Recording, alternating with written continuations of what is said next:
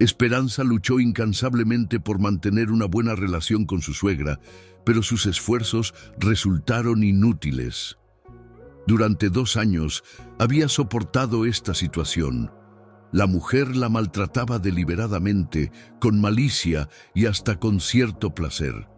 Lo más difícil de tolerar era cómo envolvía sus ataques en una falsa demostración de preocupación y buenos modales. Esperanza querida, procura que mi hijo siempre tenga comida recién preparada. Pasé por la casa mientras estabas en el trabajo y vi que había comida de días anteriores en el refrigerador. Ni siquiera tú deberías consumir eso, amor. Al menos cuídate a ti misma, decía una vez más su suegra, mezclando mentiras descaradas con una fingida inquietud. Esperanza sabía perfectamente que Dolores conocía su situación real. Desde que un automóvil atropelló a su esposo, fracturándole ambas piernas, ella se había visto forzada a trabajar en 2 empleos para cubrir los pagos de la hipoteca. No tenían reservas económicas y la madre de él jamás ofrecía asistencia ni demostraba intenciones de brindarla. En la nevera hay comida que hice ayer y usted sabe perfectamente que atravieso momentos difíciles, respondió Esperanza con serenidad, usando el mismo tono neutral que empleaba su suegra para agredirla. Pero entonces Dolores liberó todo su veneno sin filtros. Mira, yo le advertí a mi hijo que no debía casarse con una muchacha del sistema. Habría sido mejor que tuvieras padres que te ayudaran, porque yo no tengo intención de hacerlo. Mujeres sobran, madre hay una sola, y el dinero no es eterno. Además, a ver cuánto tiempo duran ustedes juntos. Dolores se plantó frente a Esperanza de manera intimidante, alta, corpulenta, con sus cabellos grises rizados. Ella, por el contrario, pequeña, delgada y con el cabello teñido de rosa, se sintió amedrentada. Nunca había visto a su suegra tan fuera de sí, todo por una leve observación. Tomo nota de sus palabras, Dolores, respondió Esperanza con tranquilidad. Ya que está tan dispuesta a cuidar de su hijo, justo ahora necesito realizar un viaje laboral de 2 semanas. Pensaba rechazarlo, pero siendo usted tan buena madre, ¿puedo contar con su ayuda? La suegra, encantada, aceptó con aires de triunfo. Se despidió con actitud de superioridad, dando instrucciones que Esperanza pasó por alto. En ese momento, su esposo salió cojeando del dormitorio. ¿Qué sucede ahora con mi madre? ¿A dónde planeas ir?, preguntó con una sonrisa ingenua, sin comprender nada. Ese desinterés también la molestaba. Esperanza consideraba una pequeña traición que su marido, sin consultarla, hubiera entregado a su madre un juego de llaves del apartamento. Ese mismo apartamento que compraron gracias al pequeño departamento que ella vendió, herencia del Estado por haber crecido en un orfanato. Ella había cubierto el pago inicial de la hipoteca y ambos contribuían por igual, hasta que ocurrió el accidente.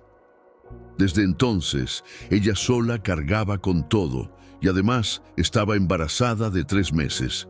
El viaje que planeaba no era un capricho. Necesitaba negociar con su empresa para poder trabajar desde casa en el área de logística. Incluso esperaba que su marido, durante su recuperación, se planteara aprender alguna actividad que pudiera realizar desde el hogar. Conducir ya no era una opción y los asuntos económicos debían resolverse cuanto antes. A veces pensaba que ojalá no hubiera vendido su anterior apartamento. Algo estable en medio del caos habría sido un alivio. Mientras observaba a su esposo, delgado, encorvado, con entradas pronunciadas, sintió pena. Ella había elegido estar con él y aún mantenía la esperanza de que él también deseara aliviarle la carga. Con paciencia, le explicó todo lo que la preocupaba, pero a él no le gustó lo que escuchó. Ya veo, mi madre tenía razón. Mientras hay dinero y salud, El hombre sirve a la mujer, pero cuando faltan, solo la madre lo quiere, dijo. ¿Cómo puedes decir eso, Patricio?, protestó Esperanza dolida. Le explicó que no estaba en contra de su madre, solo pedía apoyo. Él era su compañero, su pareja. Podría al menos pedirle a su madre que no se presentara sin avisar. Él, en lugar de entender, se enfadó más. Esperanza sintió temor. Tal vez su amiga Beatriz tenía razón. No debía depender de nadie más que de sí misma.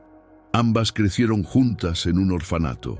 Beatriz siempre fue como una hermana, y aunque no se casó, sacó adelante sola a su hijo con trabajo y determinación.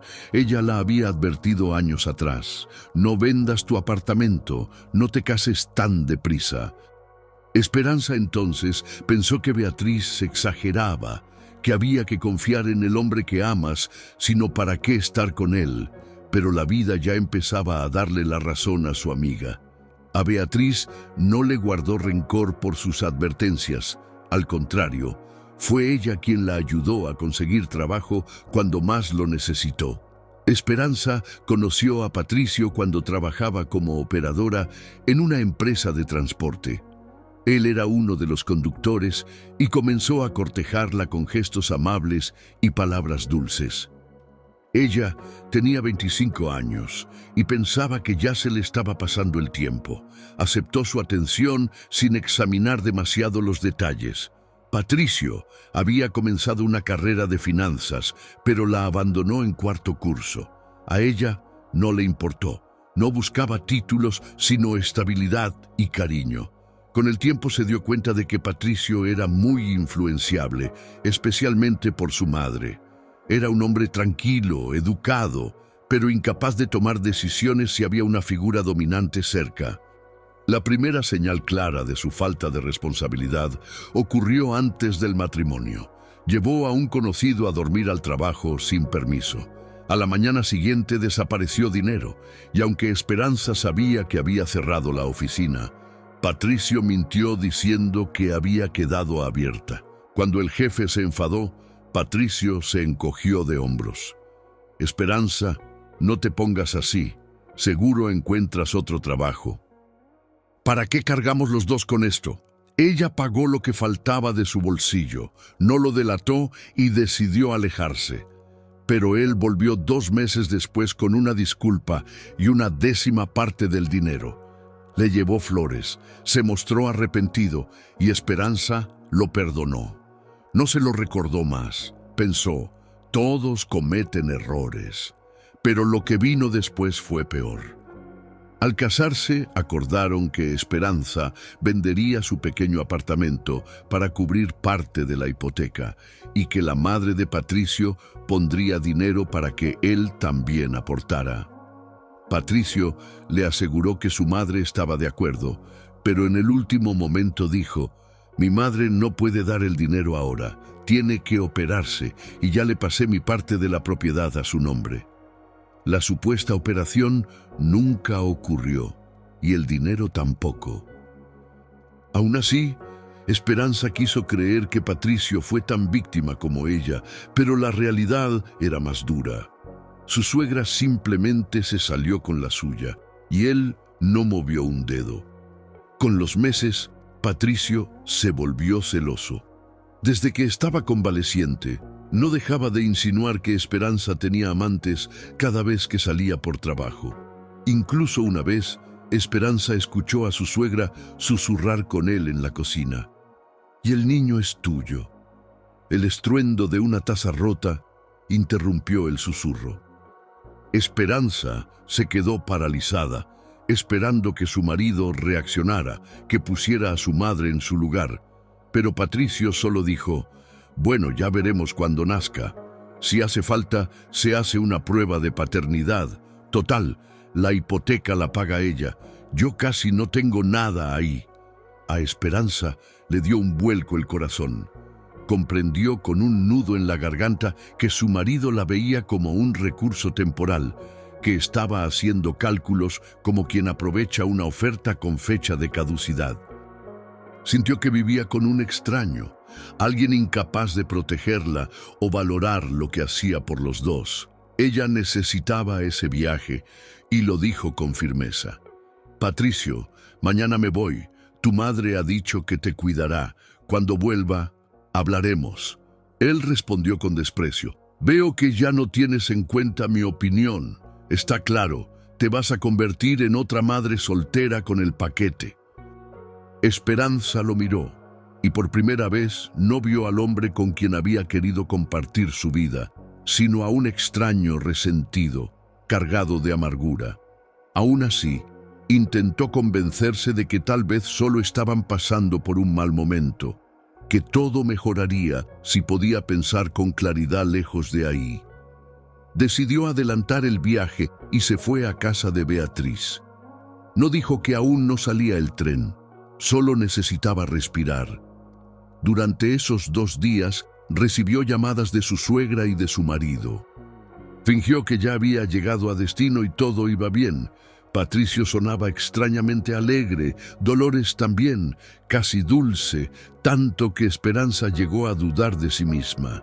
A veces pienso que me he inventado todo, que soy yo quien los ha pintado como monstruos, le confesó a su amiga. Ojalá fuera así, Esperanza, respondió Beatriz, pero me temo que has minimizado lo que has vivido, no exagerado, y pase lo que pase, recuerda que no estás sola. Esperanza se sintió reconfortada por sus palabras. Aunque siempre pensó que Beatriz era pesimista, últimamente se daba cuenta de que sus advertencias no eran exageradas, solo anticipadas.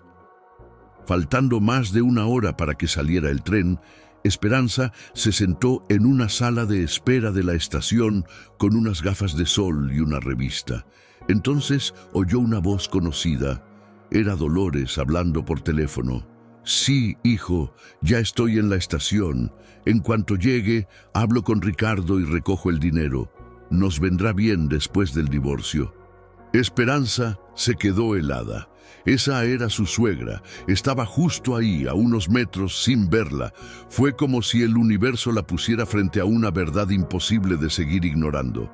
Esperanza decidió actuar. Si su suegra estaba a punto de cometer un nuevo engaño, necesitaba saberlo todo. Escuchó que Dolores preguntaba a un transeúnte por la hora que marcaba el billete. Había olvidado sus lentillas, como tantas veces, porque no soportaba llevar gafas. Justo eso jugaba a favor de Esperanza. Sin lentillas, su suegra no veía bien, así que no la reconoció. Con ese pequeño milagro de la suerte, Esperanza se coló en el mismo tren y hasta consiguió sitio en el mismo vagón. Desde su asiento escuchó a Dolores desahogarse con los pasajeros. Se quejaba de lo aprovechada que era su nuera, de cómo vivía de su hijo y de cómo pensaba endilgarle un hijo que seguro ni era suyo. Nadie la contradijo. Incluso una señora mayor le dio la razón. Esperanza apretó los puños, deseando poder gritar la verdad, que esa misma mujer había vivido siempre de otros, que nunca había trabajado un solo día y que ahora estaba estafando a un hombre que solo quería ayudar, porque eso era lo que había ido a hacer Dolores. Esperanza la siguió hasta una lujosa urbanización donde tomó un taxi. Esperanza también tomó uno, indicándole al conductor que no se acercara demasiado. Este, entre curioso y burlón, le ofreció sus prismáticos de casa. Esperanza aceptó encantada. No tardó en reconocer al hombre que recibió a Dolores en la puerta. Alto, elegante, de mirada clara y con un inconfundible lunar en la mejilla. Era Ricardo, el mismo Ricardo con el que había crecido en el orfanato. Su Ricardo. El corazón se le encogió. ¿Por qué su suegra iba a ver a Ricardo? Y más importante, ¿qué le había dicho?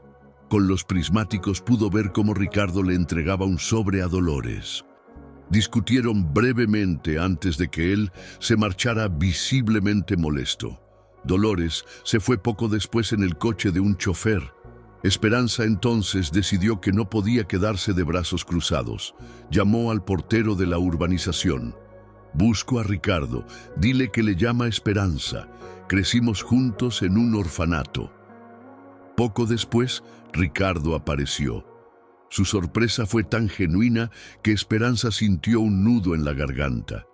Esperanza, pero tu suegra me dijo que estabas muy enferma, que necesitabas una operación urgente y no tenías dinero. Esperanza, cansada, se dejó caer en una butaca. Cuando el ama de llaves trajo algo de merienda, no se molestó en guardar apariencias. Y tú le diste el dinero sin comprobar nada. Ricardo se pasó una mano por el pelo avergonzado. No sé. Me removió todo por dentro. Yo siempre estuve enamorado de ti. Y cuando te encontré y me abrió ella la puerta, me impresionó. Al principio me echó, pero luego me escribió. Me dijo que estabas grave, me prometió que me dejaría verte tras la operación, pero hoy, cuando no quiso darme el nombre del hospital, entendí que algo olía mal. Esperanza tragó saliva.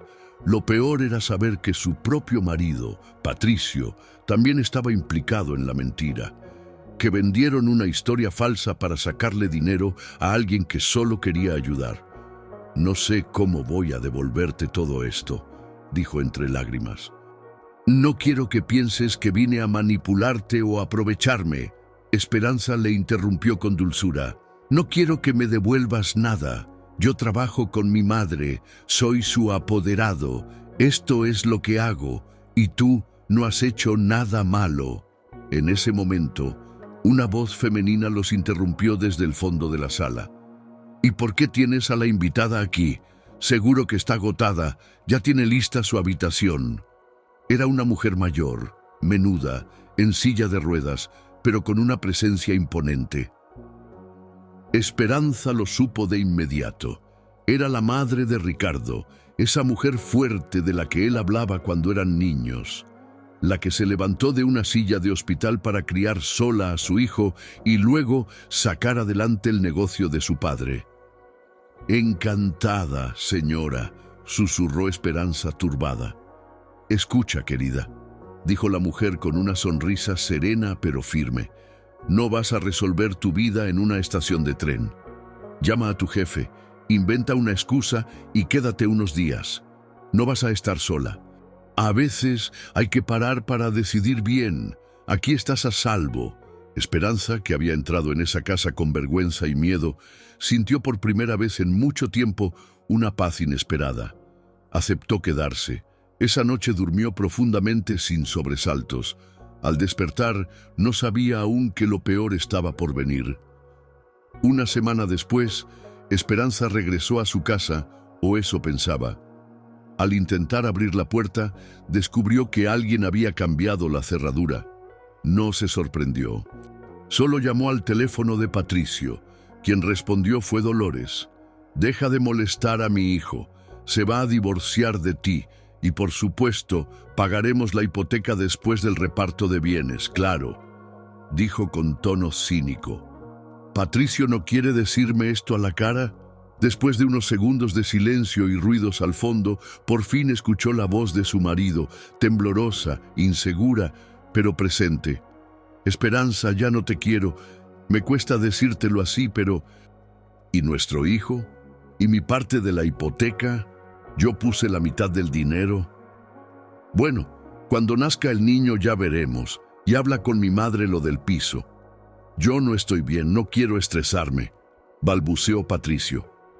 Esperanza sintió un escalofrío. Quiso decirle que sabía todo, que tenía pruebas, que su farsa estaba descubierta, pero fue Dolores quien volvió a arrebatar el teléfono. ¿Quieres policía? Adelante, llama. Pero si me avergüenzas delante de mis vecinos, Patricio no moverá un dedo por tu hijo. Espera una hora y hablamos cara a cara. En esta casa no he vivido sola ni un mes sin pagar, y tú vas a usar el dinero de Ricardo, ¿verdad? El que consiguió para mi operación, respondió Esperanza con una calma que ni ella esperaba. Tranquila, no voy a gritar en el rellano, ya he llamado a la policía. Cuando llegaron los agentes, Esperanza les explicó la situación. Tenía pruebas del fraude. recibos de las transferencias, copia del contrato de compraventa, testigos. La puerta fue abierta. Dentro faltaban objetos personales y una pequeña cantidad de dinero en efectivo que había dejado escondida, pero no dijo nada. Lo importante era marcharse. El chofer de Ricardo la esperaba abajo para ayudarle con las maletas. Cuando ya estaba todo en el coche, apareció Dolores chillando desde la acera. «Lo sabía, tenías un amante, y nosotros preocupados por ti». Esperanza respiró hondo, la miró desde el asiento trasero y dijo sin levantar la voz: «¿Sabes qué es lo peor? Que tú cometiste todas las traiciones, pero a mí es a quien me da vergüenza». Dolores no supo qué responder. Estaba demasiado ocupada fingiendo un drama para los vecinos. Esperanza no volvió a mirar atrás. Aunque Ricardo le ofreció quedarse en su casa, Esperanza se instaló con Beatriz. La madre de Ricardo le prometió un empleo en remoto, y por ahora eso era suficiente. No pensaba depender de nadie. El proceso de divorcio fue largo, pero el abogado de Ricardo consiguió pruebas suficientes para demostrar que Esperanza había aportado más que Patricio en la compra de la vivienda. Además, presentaron el vídeo de la entrega de dinero a Dolores, captado por las cámaras del chalet.